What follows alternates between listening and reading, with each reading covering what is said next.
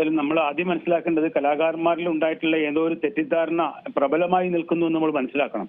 അത് സിനിമാ മേഖലയിലായാലും മറ്റ് ഏത് മേഖലയിലായാലും അതിനകത്തൊരു ചില അബദ്ധധാരണകളാണ്.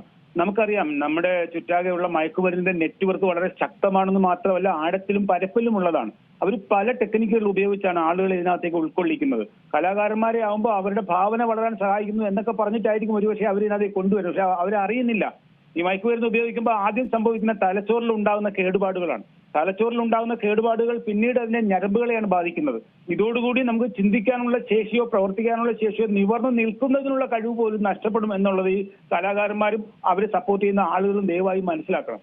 അതാണ് ഒന്നാമത്തെ കാര്യം. രണ്ടാമത്തെ കാര്യം എന്ന് പറയുന്നത്, നമുക്ക് ഒരു രക്ഷിതാവ് ഇത്തരത്തിൽ കേടുവന്നു പോയാൽ 2-3 കുട്ടികൾ സഫർ ചെയ്യും. ഒരു അധ്യാപകനാണ് ഇത് സംഭവിക്കുന്നെങ്കിൽ ചിലപ്പോൾ 1000 കുട്ടികൾ സഫർ ചെയ്തു എന്ന് വരും. പക്ഷേ ഇത്തരത്തിൽ ഫാൻ ബേസ് ഉള്ള ഒരു കലാകാരനാണ് ഇത്തരത്തിൽ കേടുവരുന്നത്, അതിന്റെ ഫലമായിട്ട് ഉണ്ടാവുന്നത് ലക്ഷക്കണക്കിന് ആളുകളാണ് അതിനകത്ത് സ്വാധീനിക്കപ്പെടുന്നത്. അതുകൊണ്ട് തന്നെ ഇത്തരം കലാകാരന്മാർ, സിനിമാ താരങ്ങൾ, സിനിമാ നടന്മാർക്കൊക്കെ ഒരു ധാർമ്മിക ബാധ്യതയുണ്ട്. അവർ ശരിയായിട്ടുള്ള ശരിയായിട്ടുള്ള പോക്കാണ് പോകേണ്ടത് എന്ന് നമുക്കിവിടെ മലയാള സിനിമയിലൊക്കെ മാതൃകകളുണ്ട്. എഴുത്തുകാരിൽ മാതൃകകളുണ്ട്. ONV കുറുപ്പിനെ പോലെയുള്ള കവികൾ മാതൃകയായിട്ടുണ്ട്. അപ്പൊ അവരെയൊക്കെ മാതൃകയാക്കിയിട്ട് ഇവർ കുറച്ച് ധാർമ്മികമായ കാര്യങ്ങൾ ശ്രദ്ധിക്കുകയും ഒരിക്കലും ഇവരുടെ തെറ്റായ വഴിയിലൂടെ പോകുന്നവരല്ല എന്ന് തെളിയിക്കാൻ ഒരു ബാധ്യസ്ഥരാണ്, ഉറപ്പാണ് അക്കാര്യം. അതുതന്നെയാണ് താങ്കൾ നേരത്തെ പറഞ്ഞതുപോലെ ഒരു തെറ്റിദ്ധാരണയുണ്ട്. ഈ ഇത്തരത്തിൽ പ്രത്യേകിച്ച് ഗായകർ അല്ലെങ്കിൽ സിനിമയിൽ പ്രവർത്തിക്കുന്നവർ ഇത്തരത്തിലുള്ള ആളുകൾക്കൊക്കെ ഒന്ന് വലിയ രീതിയിൽ ഷൈൻ ചെയ്യണമെങ്കിൽ ഇത്തരത്തിലുള്ള കാര്യങ്ങളൊക്കെ വേണം, ഒരു ലഹരിക്ക് അടിമയാകണമെന്നുള്ളൊരു അത്തരത്തിലുള്ളൊരു അവസ്ഥയിലേക്കാണോ ഈ പോകുന്നത്? ഈ പറഞ്ഞതുപോലെ ഇവർക്കൊക്കെ ഈ കിട്ടുന്ന അതിപ്പോൾ പൈസ ഒരുപാടുണ്ടാകും, ഇത്തരത്തിൽ ഈ പരിപാടികൾ അവതരിപ്പിച്ച് അല്ലെങ്കിൽ സിനിമയിൽ പ്രവർത്തിക്കുന്നവർക്കൊക്കെ പണം ധാരാളമായി ലഭിക്കുന്നുണ്ടാവും. അതിൻ്റെയും കൂടി ഒരു അടിസ്ഥാനത്തിലായിരിക്കില്ല ഇത്തരത്തിൽ ഈ കഞ്ചാവൊക്കെ വളരെ എളുപ്പത്തിൽ തന്നെ അവരുടെ കൈകളിലേക്ക് എത്തുന്നത്? അല്ല, അത് നമ്മൾ പറഞ്ഞിട്ട് കാര്യമില്ല. കാരണം ഇവർ തെറ്റായ ധാരണകൾ നൽകുന്നവര് ഇവരെ അതിനകത്ത് അടിമപ്പെടുത്തുകയാണ് ചെയ്യുന്നത്. ഇപ്പൊ ഒരു കുട്ടിയെയാണ് അടിമപ്പെടുത്തുന്നതെങ്കിൽ അവന് IAS കിട്ടാൻ സഹായിക്കുന്നു, നിനക്ക് റാങ്ക് കിട്ടാൻ പറ്റും, നിനക്ക് ഏറ്റവും നല്ല മാർക്ക് മേടിക്കാൻ പറ്റും എന്നുള്ള തരത്തിലായിരിക്കും ഒരു കുട്ടിയെ അവർ സ്വാധീനിക്കുന്നതെങ്കിൽ ഒരു കലാകാരനെ സ്വാധീനിക്കുന്ന വേറൊരു തരത്തിലായിരിക്കും. ചിലപ്പോൾ ആദ്യ ഘട്ടങ്ങളിൽ അവർക്ക് അത് പ്രയോജനം ചെയ്തു എന്ന് വരും. പക്ഷേ അത് വ്യാപകമായിട്ടുള്ള ദീർഘമായിട്ടുള്ള ഉപയോഗത്തിൽ അവർക്ക്, ഞാൻ പറഞ്ഞതുപോലെ, അവർക്ക് ചിന്താശേഷി നഷ്ടപ്പെടും. തലച്ചോറ് അവരുടെ ഒട്ടും തന്നെ പ്രവർത്തനക്ഷമം അല്ലാതായി മാറും. പ്രവർത്തനക്ഷമം അല്ലാത്ത തലച്ചോറും ശരീരവുമായിരിക്കും പിന്നീട് അവർക്ക് കിട്ടുന്നത്. അതവർ മനസ്സിലാക്കണം.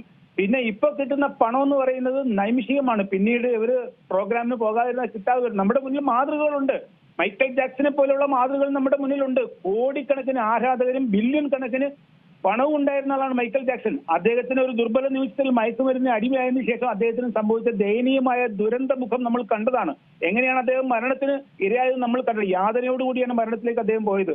ഇത് നമ്മുടെ കേരളം പോലെയുള്ള ഒരു ചെറിയൊരു സ്റ്റേറ്റിൽ നിൽക്കുന്ന ആളുകളെ സംബന്ധിച്ച് നോക്കുമ്പോൾ അവർ അദ്ദേഹത്തോട് കമ്പയർ ചെയ്ത ഒന്നുമല്ല.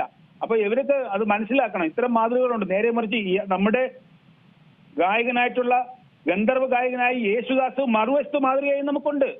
അതും മനസ്സിലാക്കണം. 80 വയസ്സ് കഴിഞ്ഞിട്ട് ശബ്ദത്തിന് ഇടർച്ചയില്ലാതെ നമ്മളെ പാടി സന്തോഷിപ്പിക്കുന്ന യേശുദാസ് മറുവശത്തുണ്ട്. അപ്പൊ അങ്ങനെ കമ്പയർ ചെയ്ത് നോക്കുമ്പോൾ തന്നെ ഇവർക്ക് മനസ്സിലാവും ഇവർ ചെയ്യുന്ന തെറ്റെന്താണെന്ന്.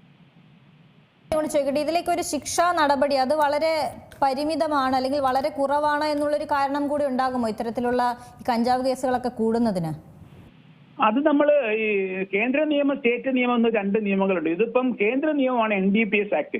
കർശനമായ വ്യവസ്ഥകളെല്ലാം തന്നെ ഉയർന്ന അളവിൽ, അതായത് വിൽപ്പന നടത്തുന്നവരെയും സ്റ്റോക്ക് ചെയ്യുന്നവരെയും സ്റ്റോർ ചെയ്യുന്നവരെയൊക്കെ ഉദ്ദേശിച്ചാണ് കർശന നടപടികൾ. കുറഞ്ഞ അളവിൽ കൈവശം വയ്ക്കുന്ന ഒരു യൂസേഴ്സ് എന്നതാണ് ഇതിനകത്തുള്ള കൺസെപ്റ്റ് എന്ന് പറയുന്നത്. യൂസേഴ്സിന് വലിയ ശിക്ഷ കൊടുക്കുന്നത് ഇതിനകത്ത് നിയമത്തിലില്ല. പക്ഷേ കേരളം പോലെയുള്ള സംസ്ഥാനങ്ങൾ പലതവണ കേന്ദ്രത്തിലേക്ക് വർഷങ്ങളായി ഈ ആവശ്യം ഉന്നയിച്ചുകൊണ്ടിരിക്കുകയാണ്. ഈ സെക്ഷൻ എടുത്ത് കളയണം എന്നുള്ള കാര്യം. അത് കേന്ദ്ര ഗവൺമെന്റ് പരിഗണിച്ച് നിയമത്തിൽ വ്യത്യാസം വരുത്തുമെന്നാണ് നമ്മൾ ഇപ്പോഴും കരുതുന്നത്.